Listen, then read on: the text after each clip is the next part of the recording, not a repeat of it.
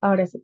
Buenas noches a todos. En nombre de la Universidad Católica, su rector, en nombre del Centro de Investigación y Ciencias de la Familia y su director, el reverendo Rafael Santana Durán, les damos la más cordial bienvenida al webinar de la noche de hoy titulado Crianza Respetuosa, impartido por nuestra magíster Ana Priscila Hinoa.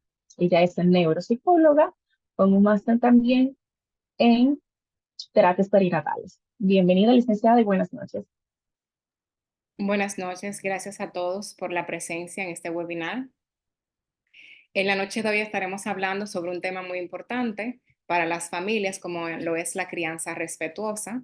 Introduciremos todo esto a través de la teoría del apego y cómo logramos la crianza respetuosa con pocos pasos. Vamos entonces a compartir la presentación.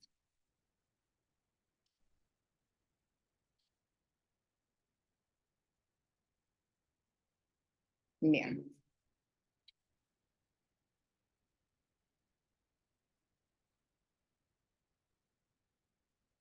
Muy bien, mi nombre es Ana Priscila Hinoa, soy psicóloga clínica con una maestría en neuropsicología clínica y una certificación en psicología perinatal. Vamos a hablar entonces sobre la crianza respetuosa.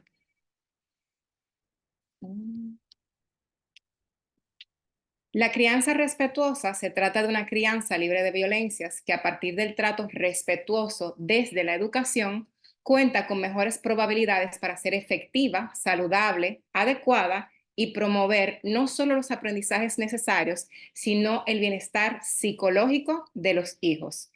Ello implica la crianza libre de cualquier tipo de violencia, la crianza compartida en la que los padres y otras personas cuidadoras son igualmente responsables de la educación, el respeto de los derechos de los niños, niñas y adolescentes en el proceso de la crianza y la efectividad consciente. Educar desde el afecto y que niños, niñas y adolescentes reciban el cariño. La teoría del apego es la base fundamental para que podamos nosotros como padres afrontar la crianza, que es todo una meta, es un rol de lograr que nuestros hijos desarrollen todas estas destrezas, aptitudes, características que a lo largo van a hacer que sean personas como querramos, de bien, un ser social que pueda responder, un ser autónomo e independiente. La teoría del apego es un término que se utiliza para describir los vínculos emocionales. Estos vínculos tienen un impacto significativo en el nacimiento y el neurodesarrollo de la persona. El apego se forma entre un bebé y sus figuras de apego. O sea, el apego va del bebé hacia sus padres o sus cuidadores, no a la inversa. A la inversa lo que se crea es el vínculo de la madre con el hijo o el vínculo del padre con el hijo. Desde el momento del nacimiento, los bebés dependen de sus cuidadores para satisfacer sus necesidades básicas, como la alimentación, la seguridad y el afecto. Cuando los cuidadores responden de una manera sensible y consistente a las señales y las necesidades del bebé, se establece lo que es un apego seguro, lo que promueve un desarrollo saludable y una base segura desde la cual podrán explorar su entorno y desarrollar habilidades cognitivas y emocionales.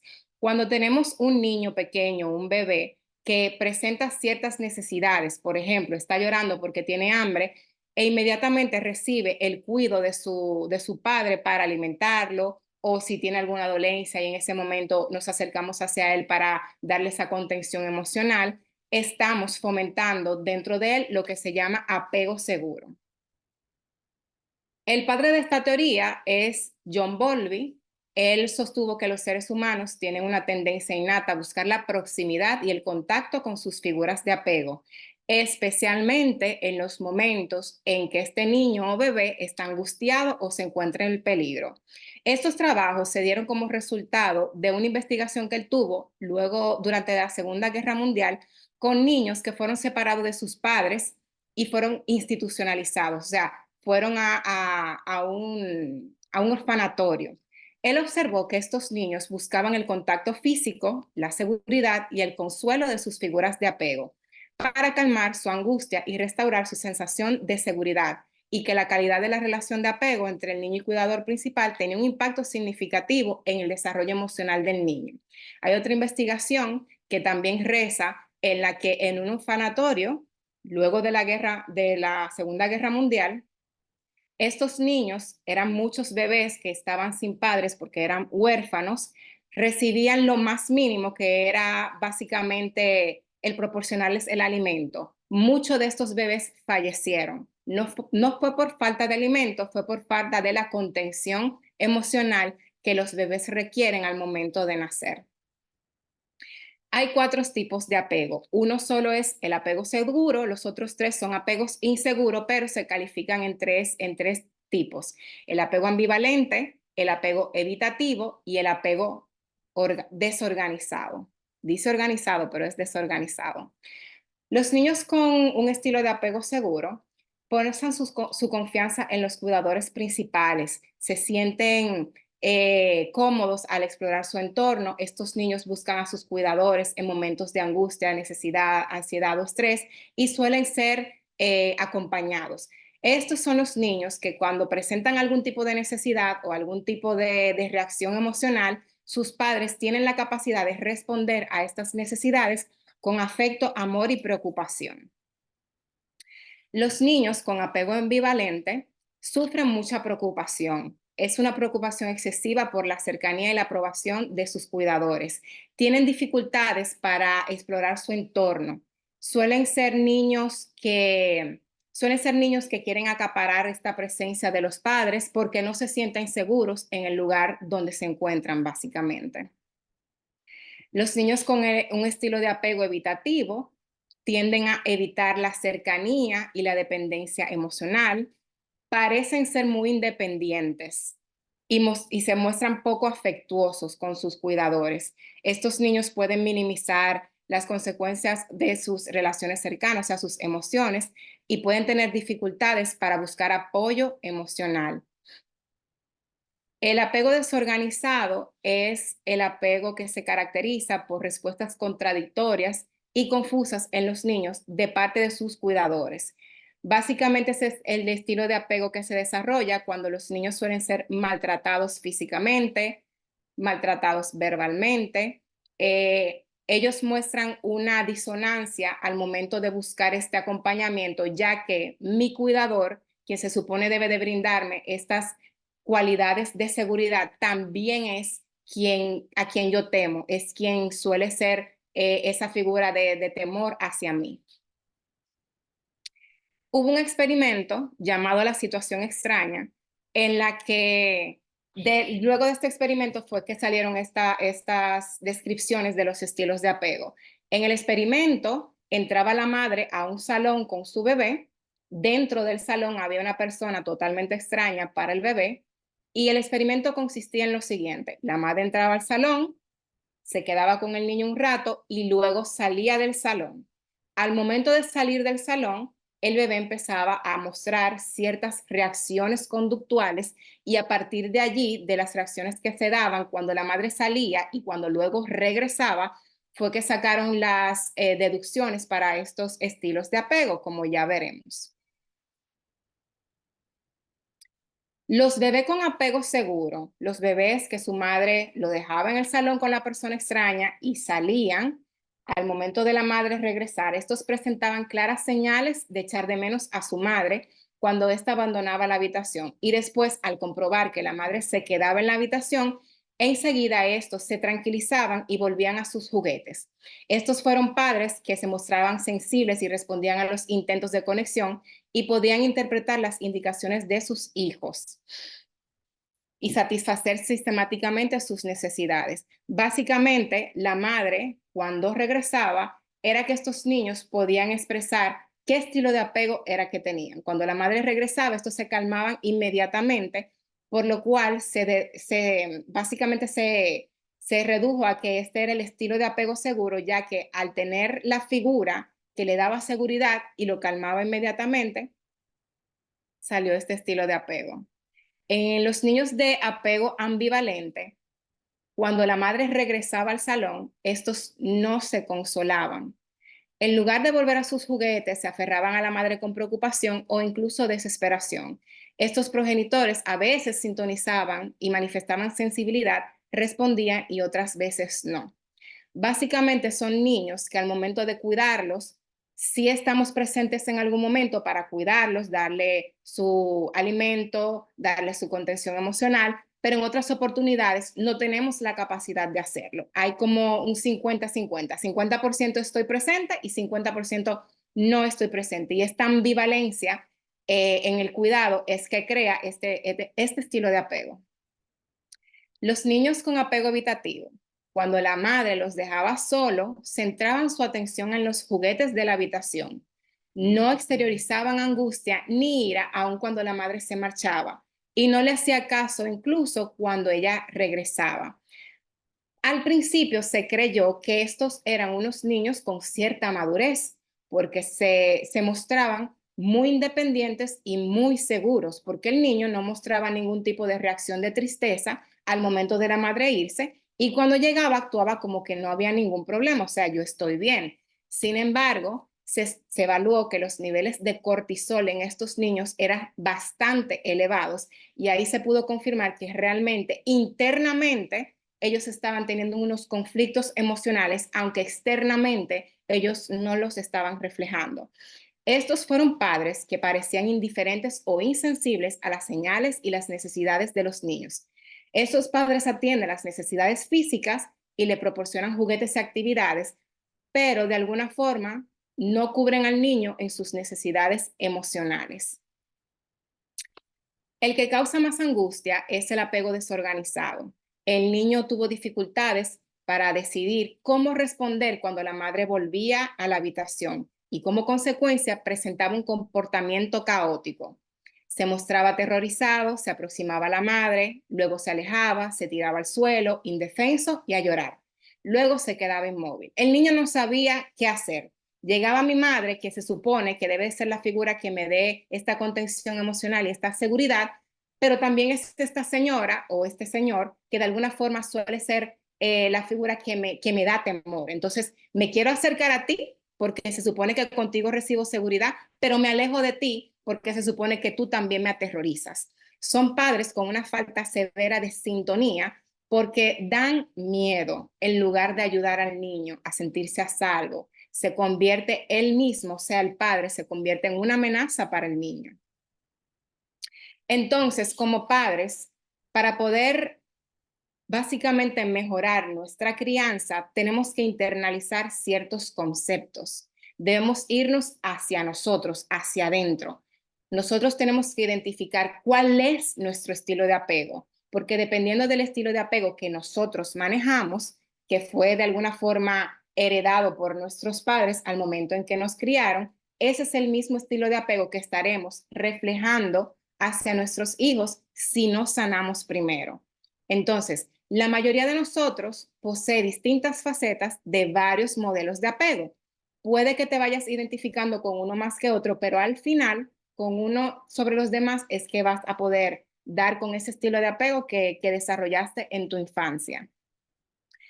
Como adultos, el apego seguro ahora se conoce como apego libre. Estos son individuos que llegan a la edad adulta con una autonomía sin restricciones y autodirigida en la que gozan de libertad para examinar y entender su pasado, de ser ellos mismos en el presente y de perseguir sus sueños y deseos en el futuro. Son adultos que valoran las relaciones, se comunican muy bien y muestran empatía con los demás, pero a la vez son independientes y autosuficientes. Son resilientes ante el estrés y pueden regular sus emociones y sus cuerpos, además de conocer su propia mente y conducta. Están dispuestos a ofrecer su presencia y son capaces de hacerlo cuando sus propios hijos los necesitan. Son padres sensibles, en sintonía, responden a la petición de conexión de sus hijos e interpretan las señales y satisfacen previsiblemente sus necesidades. Estas características son las que suele tener un adulto que en su niñez desarrolló lo que es el apego seguro, pero ahora como adulto sería un apego seguro libre. Aquí también nos sirve para identificar incluso el estilo de apego de nuestra pareja y por ende también nos ayudará a entender por qué nuestra pareja se relaciona con nosotros como se está relacionando. El apego ambivalente ahora es el apego ansioso. De adulto se llama apego ansioso. El adulto que tiene dificultades distintas al relacionarse con sus hijos. Adultos que viven con mucho caos, ansiedad e inseguridad. Sus respuestas a la vida suelen conllevar una avalancha emocional Son adultos sin un claro sentido de la seguridad interior con respecto a las relaciones cercanas. El pasado los obsesiona o les preocupa. Tienen una fijación con las relaciones y las emociones. Por tanto, sus vidas relacionales se caracterizan por las emociones intensas y una angustia considerable. Son padres que a veces están en sintonía, es sensible y responde a las señales y necesidades del niño, y a veces no. En el apego evitativo de niño, ahora de adultos, se conoce como apego desdeñoso. Son adultos que suelen desarrollar en mayor o menor medida caos o rigidez. Tienen dificultad para conectar no solo con los demás, sino también con su paisaje interno. A menudo no son conscientes de sus emociones o no están dispuestos a hacerles frente y les cuesta conectar con las mentes y las emociones de las personas con las que se relacionan. Evitan rígidamente tratar con el pasado, sus emociones y la cercanía en las relaciones. Para ellos, aprender a desdeñar, o sea, despreciar, menospreciar, humillar sus sentimientos fue simplemente una estrategia de supervivencia. Son padres indiferentes a las señales y necesidades del niño. Tienen una falta de sintonía con las necesidades emocionales del niño. Básicamente son adultos que no son capaces de conectar con su mundo interno, por ende se les dificulta conectar emocionalmente con los demás, ya sea con otro adulto o con los niños, porque el mundo de las emociones del todo no lo comprenden porque en su infancia fue un mundo ignorado. Entonces desarrollaron esta cobertura para no tener que lidiar con ese mundo desconocido y que en su momento, por la edad que tenían, no lo podían gestionar. El apego desorganizado es no resuelto en el adulto. Son adultos con dificultades para regular sus emociones y sentirse seguro en el mundo. Presentan estrategias desadaptativas como disociación y desregulación emocional, conducta severa. Son personas a veces peligrosas, de pronto pueden encolarizarse o tomar una actitud amenazadora, arremetiendo verbal o físicamente. Son padres en grave falta de sintonía con las señales y necesidades del niño. Desorienta, asusta o está asustado o las dos cosas. Por lo general, este estilo de apego lo vemos más en personas que cometen algún delito, algún crimen, que no tienen la capacidad de empatizar con los demás. Esos son ese tipo de personas. De alguna forma, de manera interna, ¿te suena algo de estos modelos de apego? ¿Te puedes ir identificando con alguno de ellos? ¿Pudiste reconocer el que probablemente tuvieron tus padres o el tuyo?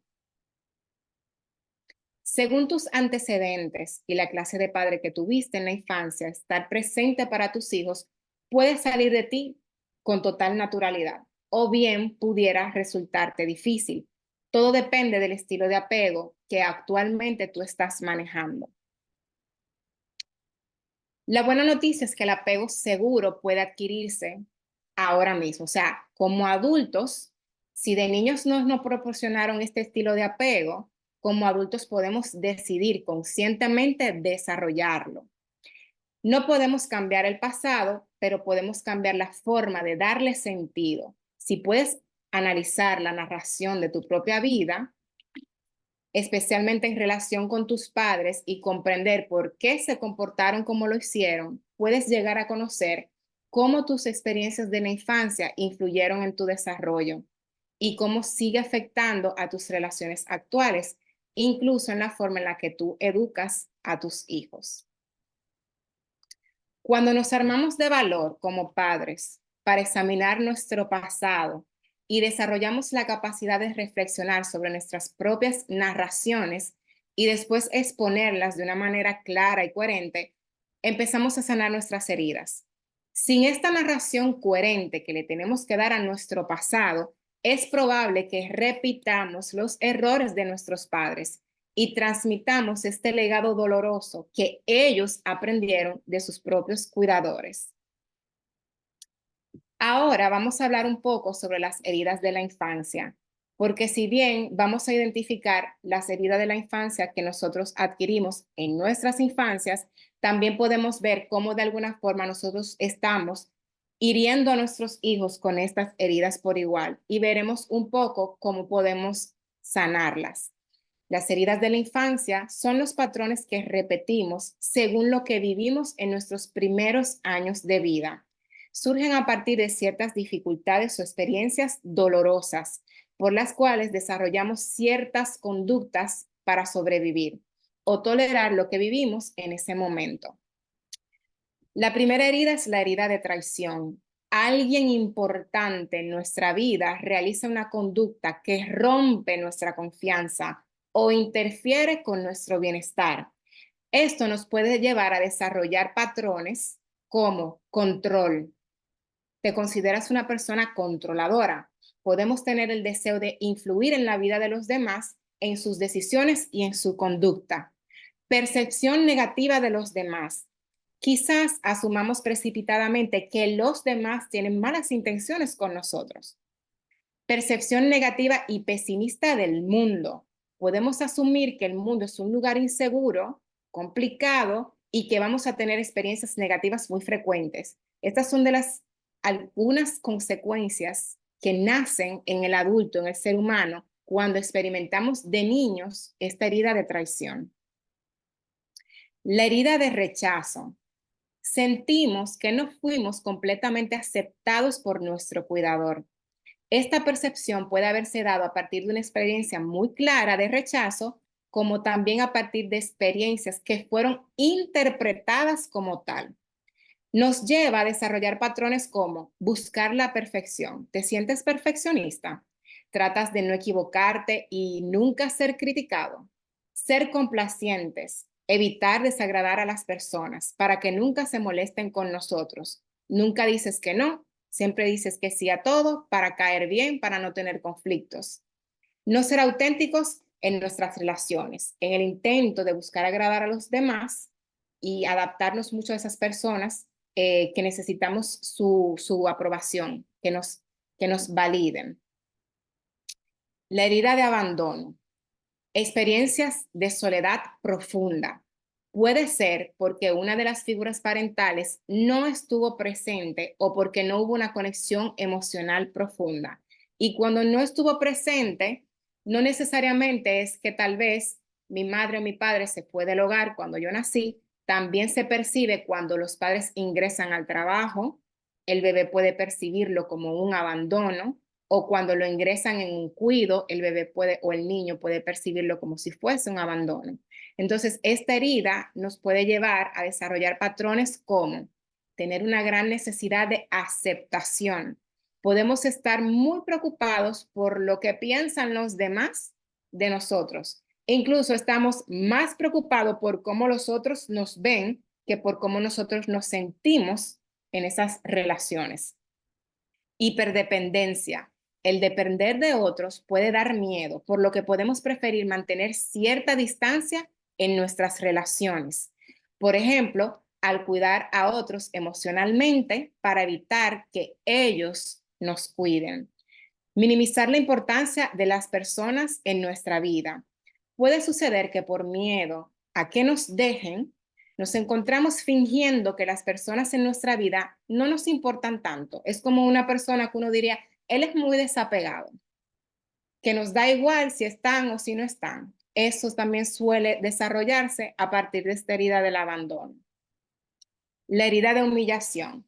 Experiencias en los que los cuidadores dieron el mensaje de que no éramos suficientes o éramos malos o que algo en nosotros era inaceptable o no merecedor de amor. Este amor condicional. Si te portas bien, te quiero. Si no te portas bien, no te quiero. Si te come la comida, te quiero. Si no te la come, entonces no te quiero.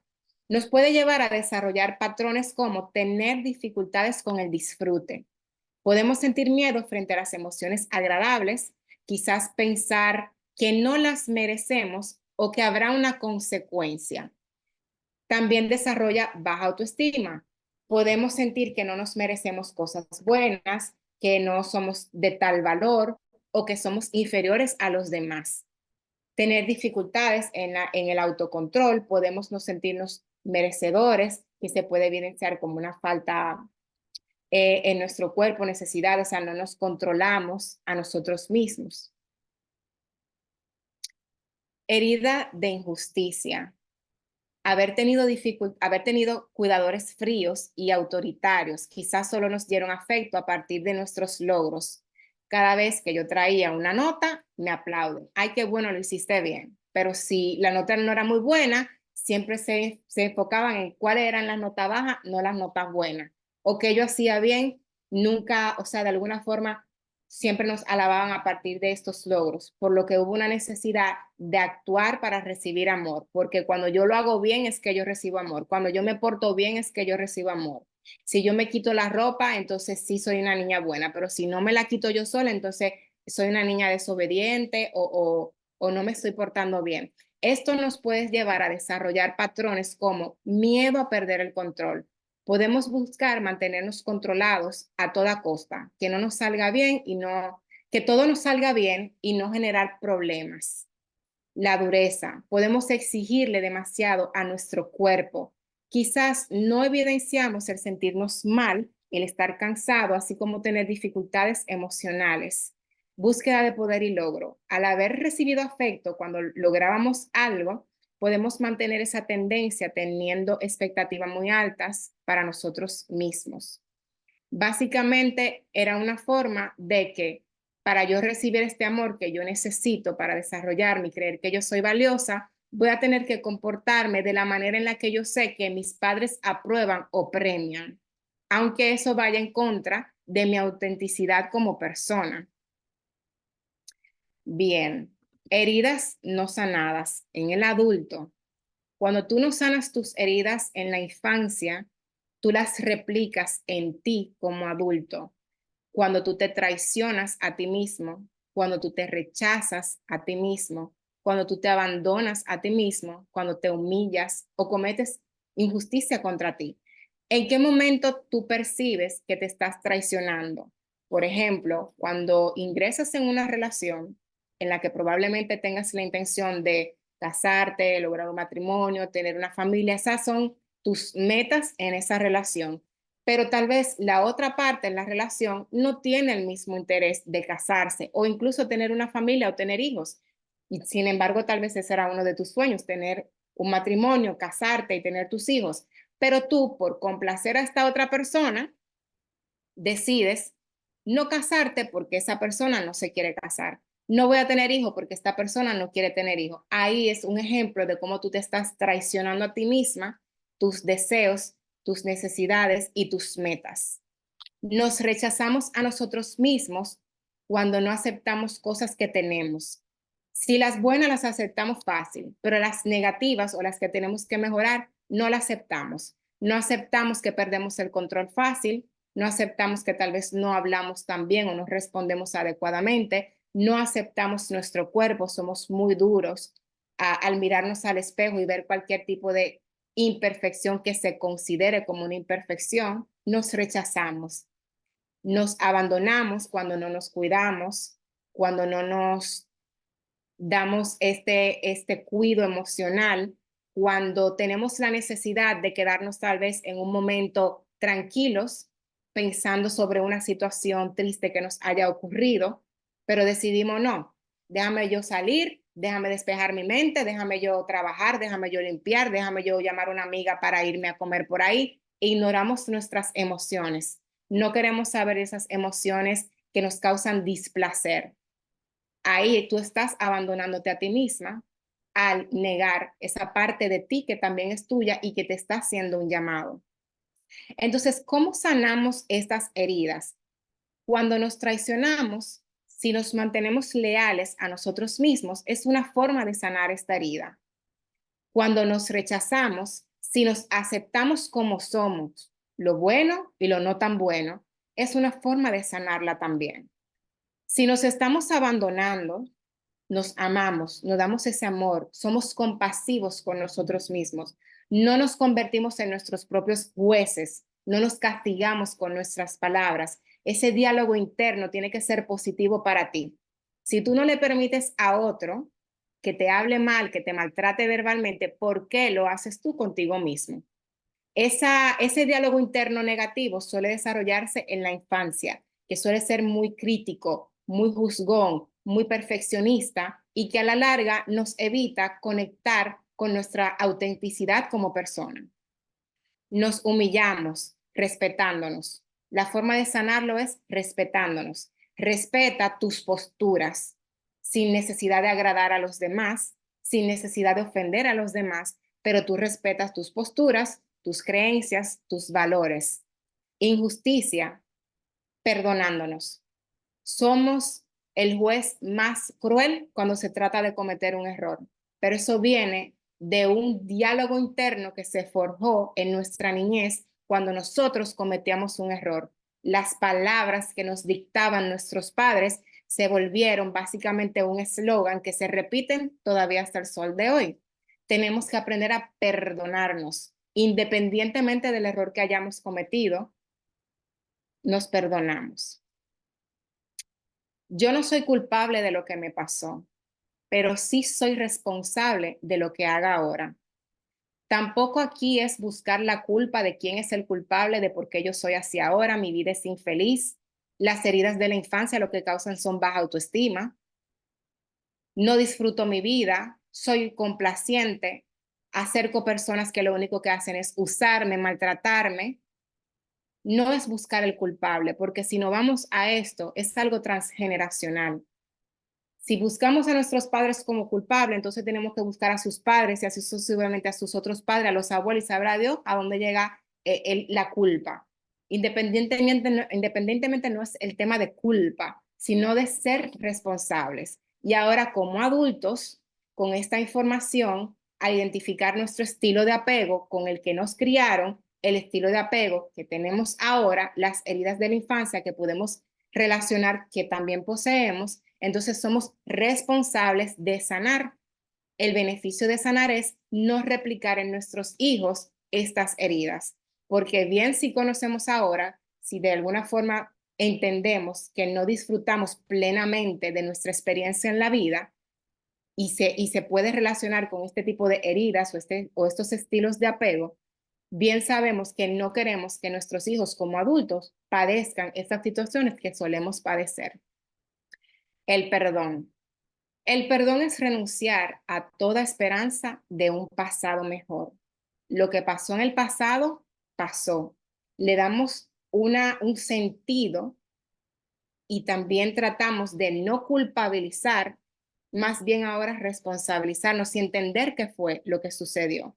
Perdonamos no para justificar, no para decir que no pasó nada, sino para abandonar falsas ilusiones de que podemos cambiar el pasado.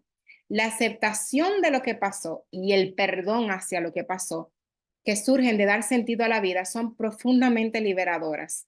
Al realizar un trabajo personal interior y adquirir un apego seguro, rompes el ciclo del apego inseguro y mejora las vidas de las generaciones venideras, pero también mejoras tu vida. ¿Cómo iniciar el proceso de sanidad? Primero, tenemos que otorgarle una narración coherente a eso que pasó en mi pasado con respecto a mis padres, a mi relación con ellos y las heridas que por alguna razón entendí, percibí que las adopté. La narración coherente consiste en reconocer y reflexionar sobre los aspectos positivos y negativos de tu experiencia familiar y en cómo te sientes respecto a ellas. Es básicamente comprender el todo ahora como adulto. ¿Qué fue lo que sucedió? ¿Por qué me pasó esto? ¿Por qué mis padres hicieron esto en contra de mí? Ahora como adultos y padres entendemos que muchas veces no fueron cosas que necesariamente fueron adrede o intencional en contra mía, como hijo, como hija, sino que en algún momento en el que el padre se sentía frustrado, sin las herramientas o agotado, no se manejó de la manera más apropiada. Y entender esto es darle una narración coherente a eso que sucedió. La autorreparentalización es trabajar con tu niño o niña interior, en el que te cuidas, conectas con tus emociones emocionales y las atiendes, te validas, te consuelas y también te perdonas. Estás presente para ti. En la parte en la que hablábamos de las heridas de la infancia y cómo sanarlas, esas son como pautas en las que tú te puedes autorreparentalizar. Ahora como adulto, tú vas a ser tu propio padre cuando tú entiendas que lo necesitas. Tal vez no tienes el privilegio de que actualmente tu padre esté vivo o tu padre sea ese padre o madre que tú querías que fuera, pero en algún momento tienes la necesidad de comunicarle o darle una llamada a tu padre o a tu madre por alguna situación en particular, pero no confías en que esta persona te pueda dar esa contención emocional por las experiencias vividas anteriormente.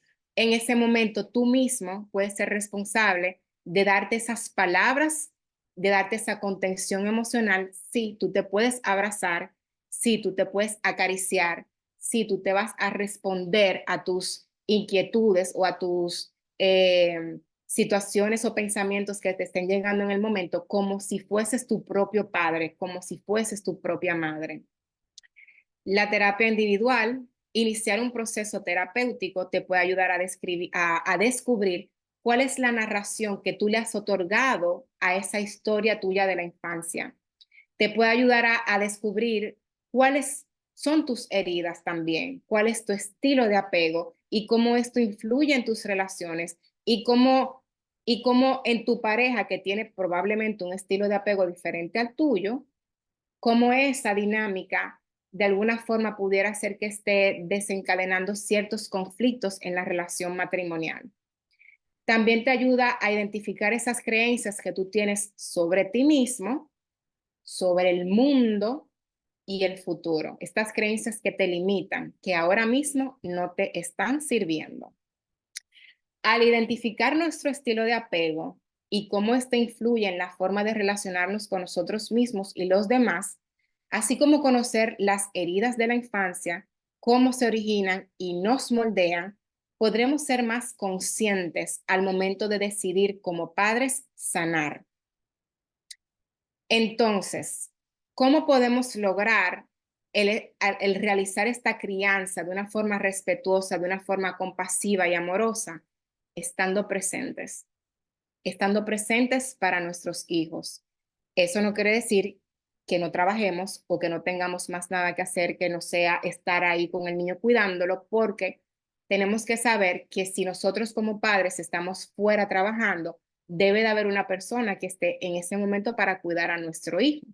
Esa persona tiene que tener las competencias de enfrentar cualquier situación que se presente, no solo física, sino también emocional. Básicamente que esté ahí para el niño en cuanto lo necesite. Las 4 condiciones para que como padres estemos presentes consiste en ayudar a los niños a sentirse seguros. Los niños se sienten seguros, protegidos y libres de todo mal.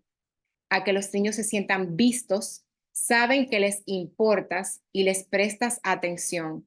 A que los niños se sientan consolados, saben que estarás a su lado en los malos momentos, pueden contar que tú vas a estar ahí y que se sientan a salvo. Confían en que previsiblemente los ayudes a sentirse seguros en el mundo y después aprenden a ayudarse a sí mismos a sentirse seguros, vistos y consolados. Básicamente estas 4 condiciones, primero nosotros como padres la vamos a otorgar a nuestros hijos cuando ellos lo necesiten y eventualmente ellos irán integrando esta información para ellos aplicárselos a sí mismos y eventualmente con cierta madurez aplicarlo a los demás, ya sea a un hermano menor, ya sea a unos amiguitos, pero nosotros tenemos que empezar con el ejemplo de cómo es que se hace, cómo es que yo quiero que tú te calmes, cómo es que yo quiero que tú tengas o hagas cierta rutina, siempre desde la compasión, el amor y la comprensión. Entonces, los niños seguros se sienten seguros cuando están protegidos en el sentido físico, emocional y relacional. Necesitan sentir y saber que están a salvo. Tienen que creer que sus padres van a protegerlos del daño físico, pero también que van a velar por su seguridad emocional y relacional. Eso no significa que los padres nunca puedan cometer un error o decir o hacer algo que hiera sus sentimientos. De suceder eso, la clave es reparar, reparar y reparar. No existe la paternidad perfecta. Cuando uno como padre, cansado, agotado, frustrado, comete un error, ya sea diciéndole algo negativo o soltándole un golpe físico, en ese momento, en el mismo momento, podemos ser capaces de pedir perdón de reparar el daño, de explicarles la situación interna a su nivel de conciencia, que nos puedan entender, independiente de la edad que tengan, de explicarle qué sucedió con nosotros en nuestro mundo interno y por qué reaccionamos de esta manera, pero que también nos sentimos arrepentidos de haberlo hecho. Los niños vistos. Gran parte de la labor de los padres consiste en asistir a recitales, jugar con ellos, pasar tiempo con ellos. La cantidad de tiempo sí importa, pero ver a un niño va más allá de la mera presencia física. Conlleva estar en sintonía con lo que sucede dentro de ellos y centrar la atención en sus sentimientos, pensamientos y recuerdos íntimos. Ver de verdad a un niño significa prestar atención a sus emociones, tanto positivas como negativas. Es entender por lo que ellos están pasando, es empatizar con ese momento. Para nosotros como padres, probablemente por la situación que nuestro hijo está teniendo, una rabieta o un desborde emocional, es insignificante y a veces lo consideramos algo absurdo. Pero para el niño, en su mundo, es una realidad que en ese momento le está aquejando bastante. Los niños, por su desarrollo cerebral, manejan el mundo de las emociones muy apegado, o sea, ellos son muy emocionales. No podemos adentrarnos al mundo racional del niño cuando está en su momento emocional. Tenemos que ingresar para poderlos ayudar al mundo emocional, o sea, tenemos que ser empáticos, tenemos que ser emocionales con ellos, de comprenderlo y entenderlo. Y luego que bajamos un poquito la intensidad, entonces nos vamos a la parte racional de poner algún límite o alguna disciplina, porque como quiera, los límites y la disciplina, claro que van de la mano, pero primero comprendemos y después disciplinamos. Los niños consolados no significa que los rescatemos de toda situación dolorosa e incómoda. Cuando más aprende y madura el humano es en los momentos de dificultad. Debemos permitir a nuestros hijos, según su edad y etapa de la vida, experimentar momentos duros. Consolar a nuestros hijos no consiste en eliminar las olas que inevitablemente tendrán que afrontar. Consiste en enseñarles a aprovechar la ola cuando llega y a estar con ellos cuando nos necesiten. Deben saber que cuando sufran, incluso cuando se porten mal, estaremos ahí para ellos. Un trauma se establece cuando atravesamos un momento doloroso sin que nadie nos consuele o acompañe. Ahí es que se fija un trauma. En ese momento en el que el niño tiene una rabieta o está llorando, vete para tu habitación, quédate en tu habitación, tráncate ahí. Cuando tú te calmes, entonces tú sales. No es la forma más apropiada de lidiar con este cerebro inmaduro que está en un momento emocional. ¿Por qué? Porque el mensaje que le estamos dando al niño es, tú no puedes contar conmigo cuando tú tengas una dificultad. Y sabemos lo peligroso que es esta creencia para un niño luego en su adolescencia, cuando tenga problemas un poquito más reales, un poquito más tangibles. En ese momento estamos seguros que querremos que nuestro hijo tenga la confianza de acercarse a nosotros y confiarnos su problema porque sabe que nosotros vamos a estar ahí para ayudarlos. Es de niños que se siembra esa información cuando ellos están en este desborde emocional. Con respecto al trauma, cuando un niño crea un trauma dentro, es porque en ese momento en el que está desbordado, no tiene a alguien que lo contenga emocionalmente. Está solo, desregulado, sin herramientas para poder subsanar este daño interno que le está aconteciendo. Incluso parte del trauma bien pudiera ser nada que tenga que ver con una violencia física, bien pudiera ser que el niño estuviera en un vehículo y haya pasado un accidente, independiente de la edad que tenga, eso se pudiera fijar como un trauma. ¿Cómo podemos acompañarlo en ese momento para que luego no tenga una fobia a montarse a vehículos o una fobia a que maneje a alguien en particular? Sería explicándole. No importa la edad que tenga, siempre vamos a limitarnos con las palabras que el niño pueda comprender, de explicarle qué sucedió. Si ibas en un carro, tuvieron un accidente, vino la ambulancia, vinimos al doctor para sanar probablemente a la persona que tuvo el accidente, entre otras cosas.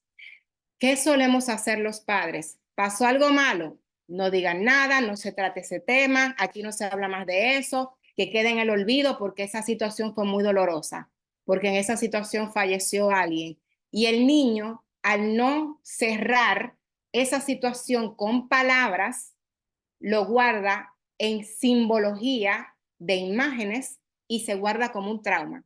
Y por ahí entonces pueden venir algunas fobias que no sabemos de dónde vienen, pero tienen su origen en una situación traumática que no se manejó de la manera más apropiada por temor a que le causara algún daño el hablar de esto. Se sabe que cuando sucede un evento traumático, lo ideal es hablarlo, ponerle palabras a la situación que pasó, para que esto se guarde en nuestro cerebro, en la parte racional, y siempre podamos acceder a él y darle una explicación. Cuando no le ponemos palabras a los eventos traumáticos, se guardan en la parte emotiva, la cual es todo un mundo de imaginación, de situaciones que no tienen palabras y que son más difíciles de acceder a ellas para que nos ayuden a explicar por qué nos sentimos como nos sentimos. A salvo. Se trata más bien de que hagas saber a tus hijos que pueden contar una y otra vez con tu presencia. Se sentirán a salvo cuando crean que harás todo lo posible para velar por su seguridad, que te esfuerzas para ayudarlos a sentirse vistos cuando acudan a ti y cuando las cosas no salgan a su gusto, estarás ahí para consolarlos.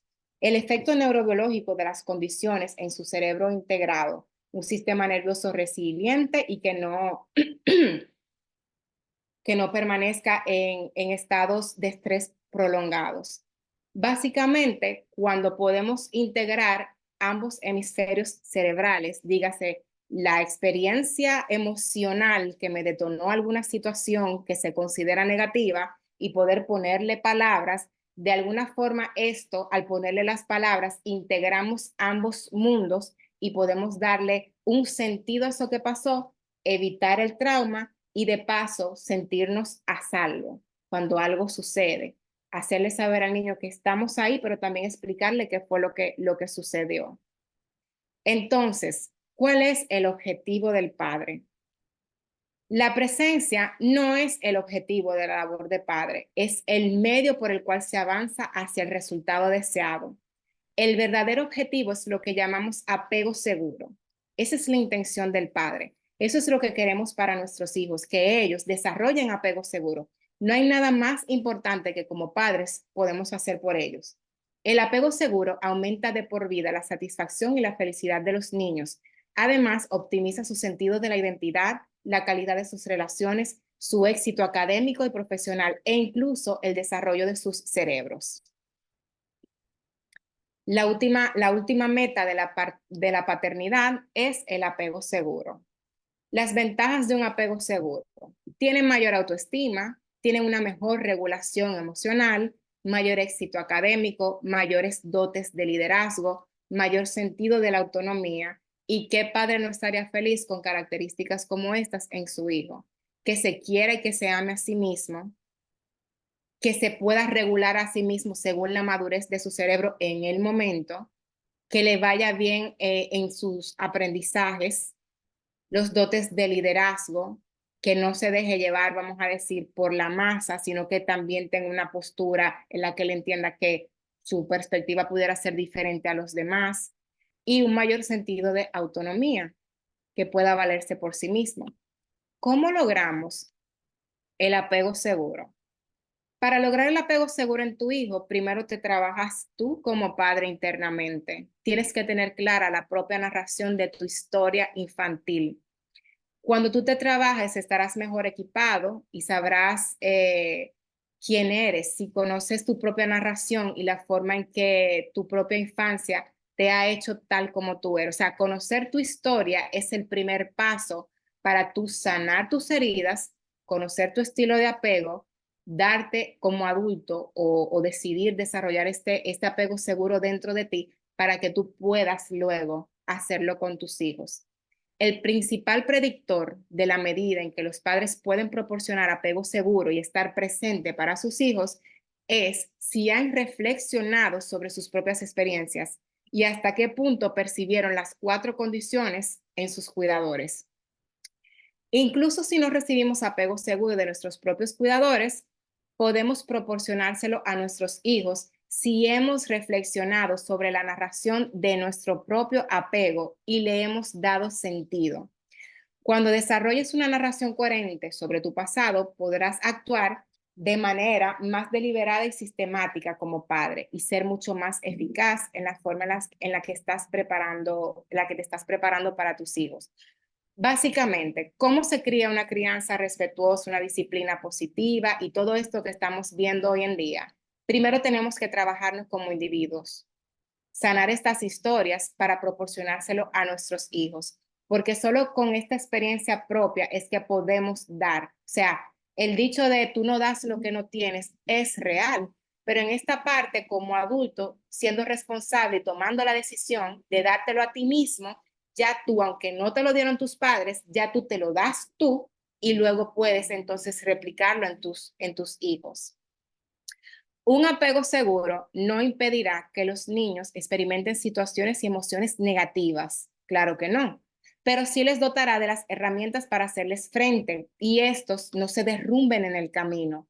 Los niños con apego seguro están más capacitados para regular sus emociones y tomar decisiones acertadas. Están más preparados para prever las consecuencias de las cosas, tener en cuenta las perspectivas de los demás y actuar de manera constructiva y beneficiosa, no perjudicial ni destructiva. Naturalmente, eso facilita las cosas a un niño y al progenitor, así como la relación que se dé entre ambos.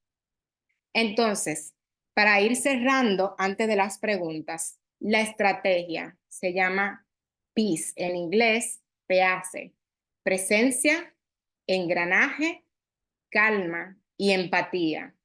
Son estos 4 puntos que nos van a ayudar a nosotros a poder proporcionar este apego seguro que deseamos hacia nuestros hijos. Presencia. Cuando tus hijos la pasan mal, debes estar ahí para ellos. Presencia equivale a un estado abierto de conciencia, una forma receptiva de estar que invita a la conexión. Nos ponemos a su disposición, a la disposición del niño, abiertos y receptivos a ellos. Y ellos saben que son nuestra prioridad y que no están solos. Engranaje. Escuchas activamente, utilizas la comunicación no verbal. Básicamente, tu hijo te está contando algo que tú entiendes que no es tan grave la situación para ti como adulto. Recordemos que para él y su mundo, si es algo grave, podemos hacerle despejo. Si el niño pone una cara triste, tú pones una cara triste y tratas de demostrarle físicamente con tu lenguaje no verbal que tú estás sintonizando con él, le haces despejo para que él se sienta que tú lo estás entendiendo y escuchando y que de paso lo ayudas a que él pueda desarrollar empatía. Estableces contacto visual, asientes con la cabeza, encontrar maneras explícitas e implícitas de manifestar tu afecto. Le agarras la mano, le pasas la mano por la cabeza, le das esa comprensión a lo que sucede en ese momento y le repites lo que te comentó con sus palabras. Aún sea un niño de 2 años que te lo diga con 3 palabras o 2 palabras, pues tú le repites esa palabra para que él se sienta que ha sido escuchado, que estás empatizando con él, que lo entiendes. Calma. Puede resultarte difícil conservar la calma cuando se produce un conflicto que lo percibes como un ataque contra ti. Cuando este niño en algún momento empieza a hacer cosas que tú entiendes, él me está manipulando. La manipulación realmente en los niños pequeños es inexistente, aunque ustedes no lo crean. ¿Por qué? Porque el cerebro todavía no tiene esa capacidad para comprender lo que es una manipulación y hacerlo como tal. El niño de alguna forma prueba sus límites más que manipular. Él no hace una cosa para que se dé necesariamente la otra. Él lo que está probando sus límites y de alguna forma él ha visto que funciona cierta situación para recibir atención, porque al final el niño con su comportamiento suele buscar la atención de los padres siempre, pero no es una forma de manipular ni de atacarte a ti como persona. Es importante que te recuerdes a ti mismo que el adulto eres tú. A veces queremos adultizar a los niños básicamente dándole un análisis a una conducta que el niño hizo como si fuese un adulto y no lo es. La razón por la que un niño lo hace es muy diferente a la razón por la que un adulto lo haría. Entonces, tenemos que irnos al mundo infantil a ver y comprender cuál es esa necesidad que el niño está tratando de expresar con este comportamiento que no nos agrada. Entonces tú eres el que tiene el control en tu cerebro de poder decidir calmarte. El niño no lo tiene todavía porque lo está desarrollando. Le vas a modelar el comportamiento que tú esperas de él en situaciones así. Puedes iniciar expresándole cómo te sientes con lo que le está haciendo, sin responder al ataque o perder el control. Es probable que no siempre puedas lograr este control, es probable que no siempre puedas lograr este control, pero si en el día tú no lo logras ni un 30%, pero al día siguiente lo lograste un 40% y al otro un 50% y así sucesivamente, estás mejorando.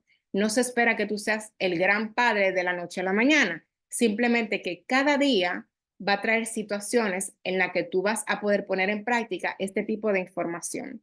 Solo ten presente que luego es imprescindible reparar.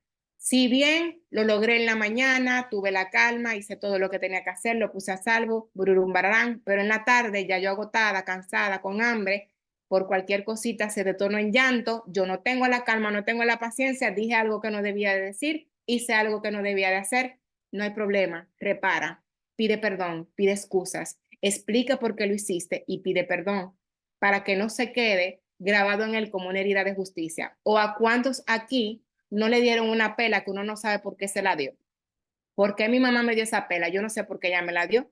Sabrá ella en su momento por qué lo hizo, pero el niño que no conoce el mundo de adultos, que no lo entiende tampoco y no tiene por qué hacerlo, en su momento lo recibe como si fuera una injusticia. ¿Por qué me diste?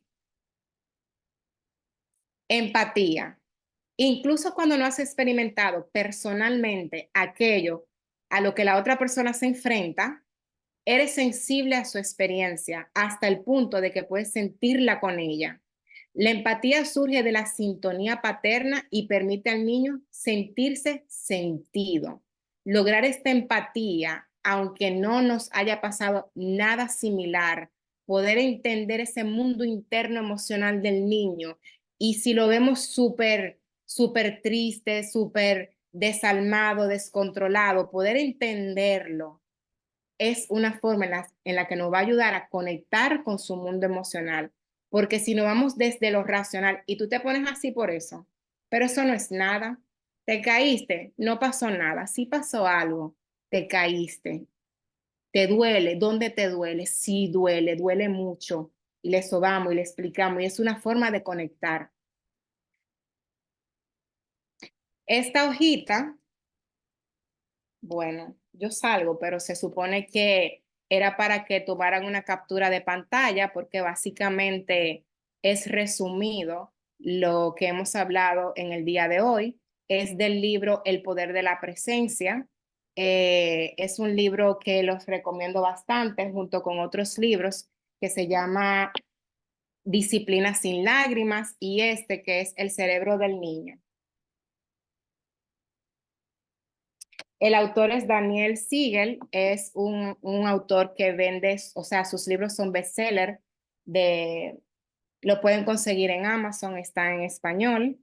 Y realmente, por lo menos el cerebro del niño para empezar este tipo de lecturas es bastante beneficioso, ya que el lenguaje es totalmente llano para padres. Ahora vamos a la parte de preguntas.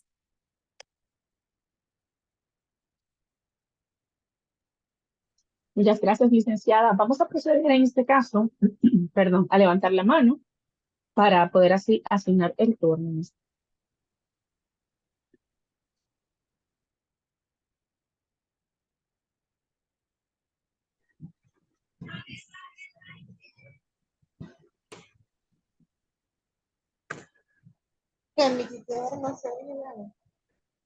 La doctora Lady Yurisa puede preguntar. Buenas noches, licenciada. Mi Bueno, pregunta es la siguiente. ¿Cómo manejamos en el instante en que tenemos un niño de frente, por ejemplo, que nos esté diciendo o contando algo y que en el momento estemos presionados, ya sea por el trabajo, por la prisa. ¿Cómo uno maneja esta situación sin ofenderles, sin que ellos se sientan bien o sin que ellos no se sientan escuchados por nosotros? Puede darse dos situaciones. Puede ser que realmente sí podamos disponer de al menos 2 o 3 minutos para conectar con lo que el niño nos quiere decir y darle a entender que es importante lo que nos quieren comunicar. Y si realmente la situación no lo permite, es No, el borra, momento ya para, vi que haga pasado. Busca el Julio. ¿Cómo te lo sabes? Como yo lo sé. No. no sé, bien. O si realmente no se puede porque ya vamos deprisa, vamos de salida y el niño quiere decir algo, nos bajamos al nivel del niño, lo miramos a los ojos y les podemos explicar, sé que tienes algo importante que decirme ahora, pero ahora vamos a hacer tal y tal cosa. Una vez que regresemos a la casa, vamos a retomar este tema. ¿Te parece? ¿Está bien? Sí, independientemente de la edad del niño, se lo comunicamos con palabras que pueda entender, pero que sienta que lo que él dijo sí se escuchó que él quería decir algo, aunque en el momento no se pudo básicamente desarrollar ese tema. Dice en el chat, necesito hacer una pregunta de Mesalina Adrián. Parece que no puede, Adelante. pero que la escriba. ¿Alguien Ok. más? Ah, Mesalina, adelante. Sí. Hola, buenas noches, licenciada. Espero que se encuentre muy bien. Mi pregunta es la siguiente. Mi hija tiene 5 años, entonces ella últimamente siente miedo. Ella siente miedo, por ejemplo, nosotros le estamos adaptando a que ella duerma sola, pero tenemos la puerta abierta de nuestra habitación por si acaso ella se despierta en las madrugadas, ella se dirige hacia donde nosotros, pero hay un tema, que ella si está en la en la en la sala viendo televisión y no ve a nadie, ella se embala yendo para donde nosotros. Entonces, también cuando va al baño, o sea, no le gusta moverse sin la compañía de nosotros. Entonces, eso me preocupa bastante y yo le explico a ella, mami, pero ¿a quién tú le tienes miedo? Porque aquí no hay nada, estamos nada más nosotros, tu abuelita, tu papá y yo. Y ella me dice que no quiere ir sola, que no quiere ir solita, que no quiere dormir solita. Y eso ya usted sabe, eso es algo que me tiene preocupada. Eso del baño se produce en la noche cuando ella sale corriendo. No, eso es el día normal, el día entero, O sea, todo. cuando ella se encuentra sola es que le viene este miedo. Si nosotros estamos en la sala, por ejemplo, y ella va al baño de la sala de visita, ella dice, mami, quiero ir al baño. Digo yo, pero ve, mami. Ella me dice, no, mami, no quiero ir sola. Entonces yo digo, Dios mío, ¿pero y qué es? Déjame abrir la cámara, que no me gusta hablar así. Entonces yo le digo a ella, pero mami, pero ¿y por qué tú sientes miedo? Porque tu papá y tu mamá están aquí.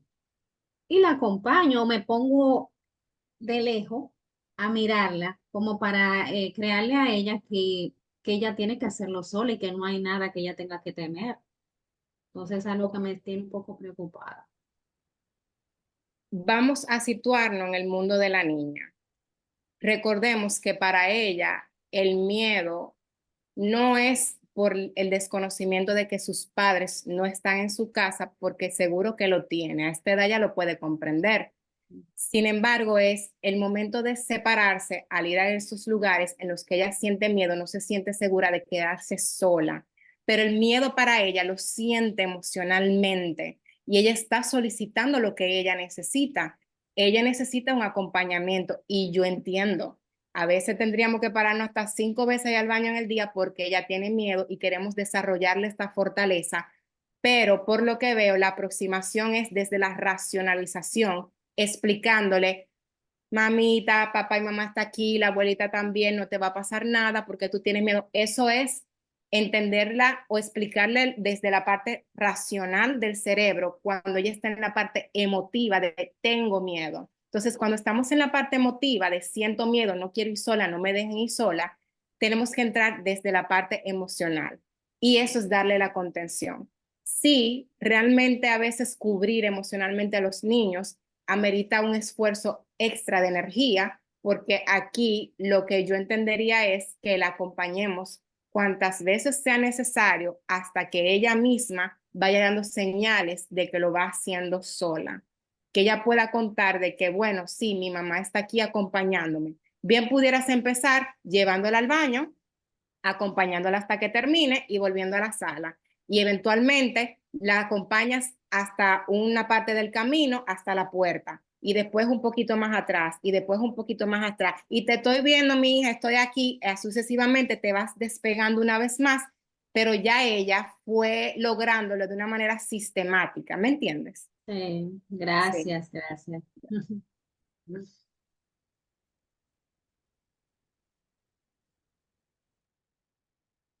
¿Alguien más con una pregunta?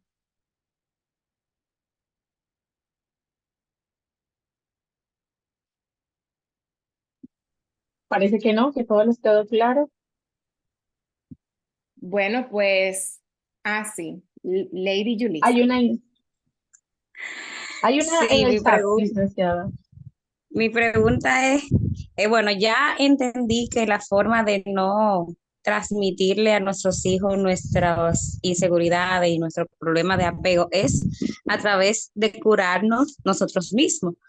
Pero ¿cuáles herramientas nosotros pudiéramos utilizar para tener con ellos una crianza segura? Básicamente sería bajar al nivel del niño, no a nivel de estatura, sino de conciencia. Porque bien no sabemos cómo ser padres, pero sí reconocemos cómo fuimos cuando éramos niños. Y si nos ponemos en sus zapatos, podemos cubrirlos emocionalmente, que al final ese es el punto de desarrollar en ellos el apego seguro. Es ponerte en el zapato del niño y como adulto entonces cubrirlo. Si todavía no has empezado un proceso de sanidad o lo vas a empezar ahora, pero ya necesitas ejecutar estas estrategias para poder básicamente cubrir a tu niño y darle este apego seguro, es el niño te lo pide, el niño te pide lo que él necesita y tú ejecutas según su necesidad. Si tú te sitúas en los zapatos del niño, independientemente de la edad que tenga, ya tú lo estás cubriendo. Muchas veces esto va a ir en contra, si no has sanado del todo, va a ir en contra de tus deseos y de lo que tú quieres hacer en el momento con respecto a esa situación. Pero el niño te pide lo que él está demandando. Él básicamente es tu profesor, es tu maestro, es tu guía para tú lograr darle esa contención emocional.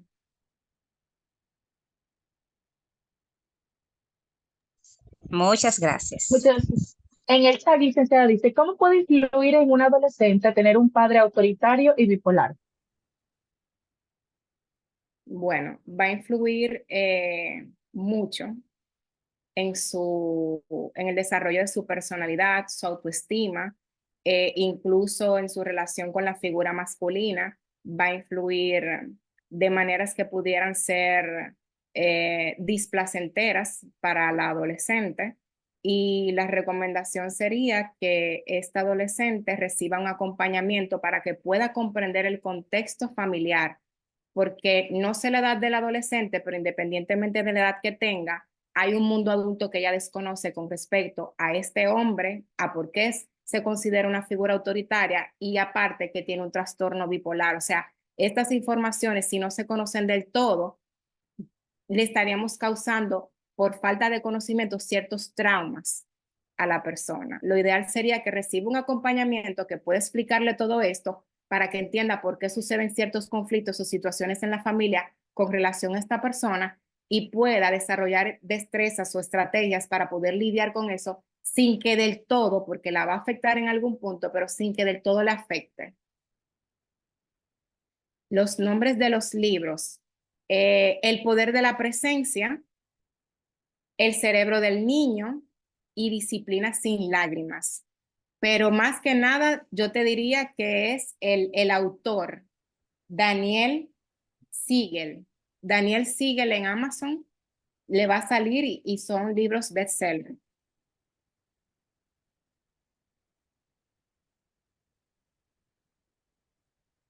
Mm, Nadie más en este caso.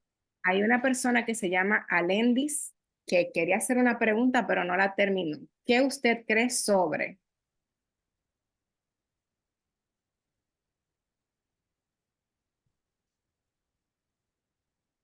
Gracias, Yanna.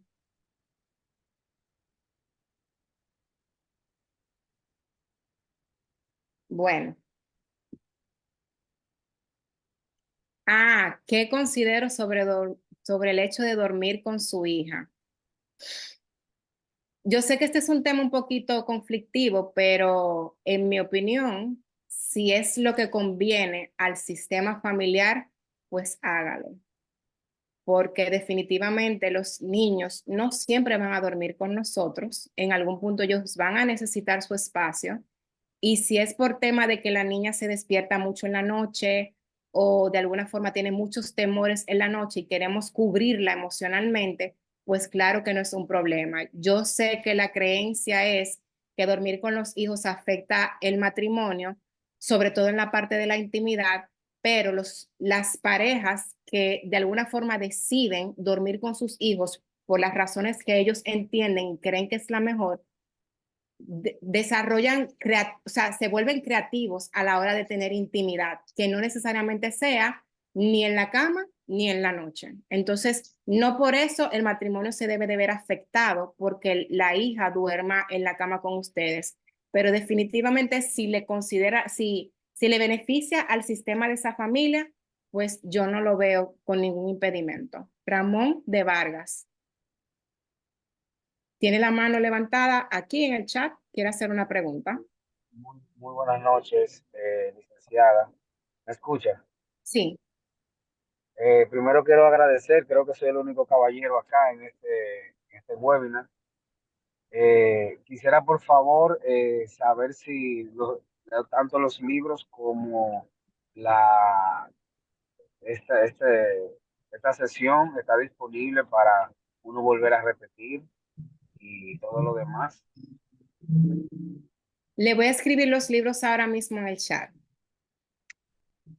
Ok, y sí, la charla va a estar disponible en nuestro canal de YouTube, padre. Más adelante, bueno, cuando finalice la ronda de preguntas, le vamos a decir cómo nos van a encontrar en YouTube, cómo nos pueden encontrar a través de WhatsApp también o nuestras redes sociales.